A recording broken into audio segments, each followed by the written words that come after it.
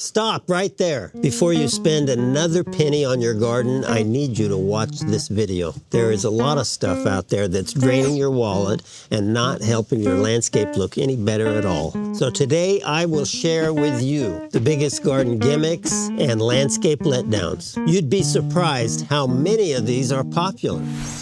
This first one is something that's been popular with lawns for decades, and I see it encouraged on YouTube all the time. But the question is it actually benefiting your lawn or just making it look like it's been attacked by gophers, aeration, and dethatching? Mainly, you need to understand when you need each one and when each one would benefit you so you don't spend money needlessly. The aeration would be effective if you have really hard compacted turf and you want to try to soften it. If you have a lawn that you use a lot, it's going to get compacted just from use. Very logical, especially if it tends to be a heavy soil, that you would benefit tremendously from core aeration. Dethatching is done when you have a buildup of thatch. Thatch builds up when you use mostly chemical fertilizer and you don't have a lot of life in your soil, so you're kind of feeding the soil directly with nutrients that it likes, like nitrogen and phosphorus and potassium. And you end up with all this dead and dying grass material, and it makes it difficult for the exchange of air and water. A lot of people don't have a thatch buildup and they just know, oh, every year I should dethatch. Well, that's just a waste of money. Given proper inputs in your lawn, building this lively soil full of beneficial microbiology, we could eliminate both core aeration and dethatching. Healthy soil aerates itself through microbiology and all of the result of microbiology, such as earthworms, and all of that activity in the soil eats the thatch.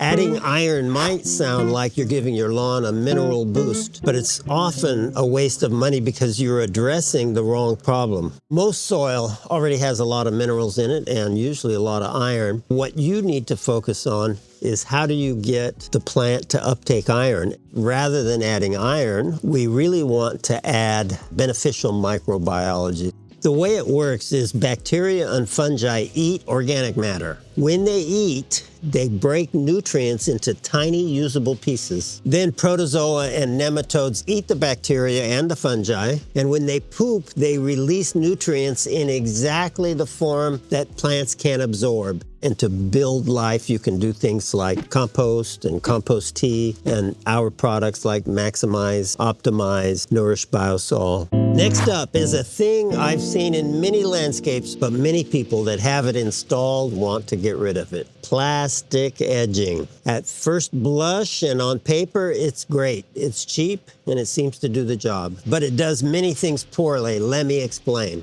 Hot weather makes it contract and expand in ways that don't allow it to stay in place. It doesn't like cold weather either. Warming and cooling in general makes the plastic edging not hold its shape and its form and its grade properly. It's not durable in terms of being hit. Edging, you'll have to assume, is going to get hit with a blade or a weed eater or something because it's edging. So you add it all up and you've got a cheap material that performs cheaply and not effectively. So instead, you can use some more durable form of permanent edging. One that we use a lot of is a brand called Permalock, and they make different types of metal edging that are easy to install. You might save money up front, but in the end, you'll need to replace it if you want it to look good and you want it to function properly. And so in replacing it, you'll spend quite a bit more money. This one has been sold as a simple additive to help your plants recover from transplant shock, but it's really just a placebo that costs you money, and I'll prove it. So the original study was done way back in the 1930s. His study proved that vitamin B1 helped with transplant shock and with allowing plants or encouraging plants to form new roots. He actually recanted that in 1942, saying he was wrong. And since then, additional studies at University of California and Washington State University have proven that there's no benefit to vitamin B1. And yet, starting in the 1930s, 70s till today, we still have products marketing the benefits of vitamin B1, promoting it to do exactly what it doesn't do. So you might as well not buy it and use it for that purpose. Now, what does help with transplant shock and forming new roots is my favorite topic, healthy soil, and also proper watering. Proper watering is probably the most important part of transplanting plants. In the first day or two, you probably need to make sure they're a little bit overwatered. Now, you need to quickly transition into proper watering, and you don't want a saturated soil. But in the beginning, lots of water is very helpful for transplant shock and encouraging new rooting. The next one on my list makes me very disappointed when I see people use it. It's marketed as a way to help your trees heal after pruning, but in reality, it slows recovery and causes them to be more likely to be diseased. It's kind of similar, eerily similar to the B1 story. This has been known for a long time, and yet it persists that you can go into hardware stores and garden centers and buy special paint or black pitch or tar. And the idea is I want to protect those cuts. And that's just completely wrong and completely unproductive and completely problematic. What we want to do is make really nice, smooth cuts in exactly the right places. And those smooth cuts exposed to air and everyday weather heal over the best without any paint. And by using those products, they tend to develop cracks in them, which are spaces for insects to nest. And so we end up with these environments that actually encourage pests and disease. And that's the opposite of what we want to be doing when we're pruning. A couple things to consider in order to get a clean cut: use good pruning tools, but also when you don't get a good cut usually is when you have a lot of weight on the branch. So a real common technique is you make a preliminary cut on whatever branch you're using that's a foot or 2 or 3 feet away from where you want your final cut to be. And by making that preliminary cut, you remove all the weight from that branch, and now it's really simple to make your final cut exactly where you want it. If you've ever sealed a pruning cut with black tar, don't worry. Chip and I don't judge. Just hit the subscribe button now so we can heal from bad gardening advice together. Now imagine moving into a new home and the garden looks like it could use a fresh, new, green, lush lawn. There are multiple ways to get that done. But in many cases, the most expensive way isn't really necessary. Here's why.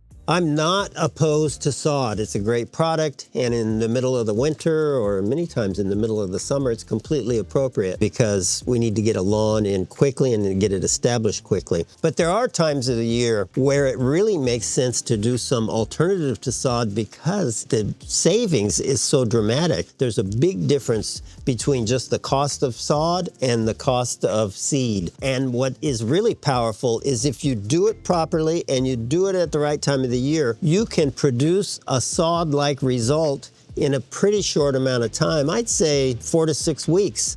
There are some lawns that don't have viable seed, and so you look at the next best way to plant them. Either you could buy sod and cut it up and use plugs, or you can buy stolons in some case, depending on the type of the lawn. There's different ways of planting that are still quite a bit less expensive than sod.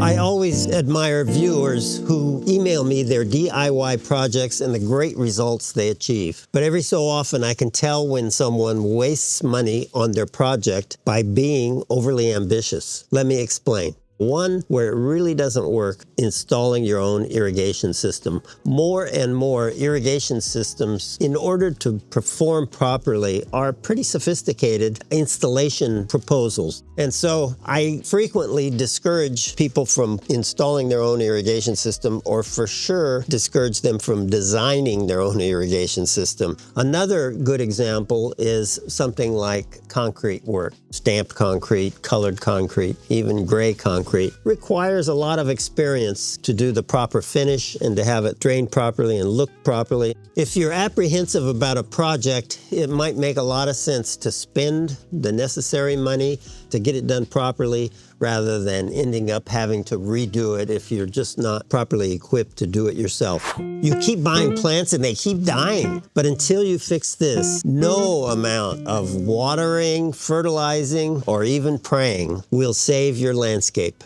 Have I addressed the most important part of gardening and landscaping, and that's the health of my soil. We can improve almost any soil by infusing it with life and food for life and attractants for life. That's one of the first things you should consider in order to be successful in planting plants. So the way you have microbiologically complex and rich soil is with compost or compost tea or our products, which are concentrated compost, all directed towards the same goal of building life in the soil, building beneficial life in the soil. Let's talk about the $300 gadget that promised to change your life, but now just collects spider webs in your shed. Then let's discuss the few tools that you actually need in your garden to keep it healthy and pretty. Spiked aeration shoes, better to rent a real core aeration machine which does it properly. If you even need to aerate, we already talked about aeration. Moisture meters, which are very popular, are often inaccurate and they break quickly. Dog rocks are sold to stop lawn burn, and they're usually just rocks that you could find anywhere. As seen on TV, pruners, which are usually low quality and break easily. Magnetic water softeners are sold for irrigation systems, and usually they're not effective. This list could go on and on. There's actually only a few things that are really useful in landscaping and gardening. I'm going to show you one of my favorites, which I think nobody should do without, except that most people don't even know what it is. So basics that you all know about: a broom, a couple different kinds of rakes, like a hard rake and a leaf rake, shovels of different sizes, even little hand shovels. There's no tool in our own work that we use more than what we call a sharpshooter. Kind of like a combination digging bar and shovel. It's heavy, and so it's really good at breaking up hard soil or hard roots or even rock. It's the best digging tool I've ever encountered. And in landscaping and gardening, there's a lot of digging involved.